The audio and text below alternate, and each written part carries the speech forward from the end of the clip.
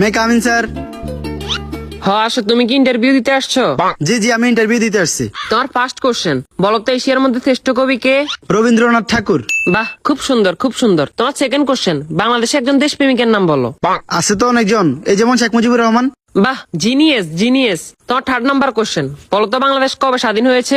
হওয়ার কথা তো ছিল 1948 সালে, কিন্তু 1971 সালে 16 ডিসেম্বরে স্বাধীন হয়েছে। খুব সুন্দর খুব সুন্দর। তোমার লাস্ট কোশ্চেন, বলো তো আকাশে কয়টি তারা আছে?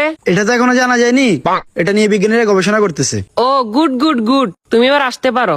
Okay sir. কি ও ভাই, ইন্টারভিউ দিয়ে আসছেন? হ্যাঁ ভাই, ইন্টারভিউ দিয়ে আসছি। কি কি কোশ্চেন আইলো? কোশ্চেন তো মনে নাই, কিন্তু উত্তর মনে আছে। আচ্ছা, উত্তরই কন। রবীন্দ্রনাথ ঠাকুর, শেখ মুজিবুর রহমান। মাত্র এই দুইটে? না, আরো দুইটা আছে। আচ্ছা কোন? 1948 সালে হওয়ার কথা ছিল, কিন্তু 1971 সালে 16 ডিসেম্বর হয়েছে। এখনো জানা যায়নি, এটা নিয়ে বিজ্ঞানীরা গবেষণা করতেছে। থ্যাংক ইউ ভাই, thank you. May I coming sir? আসো।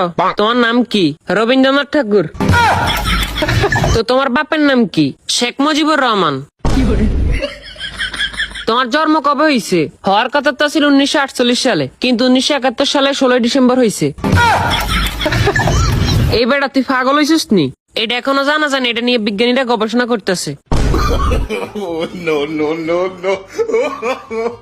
no.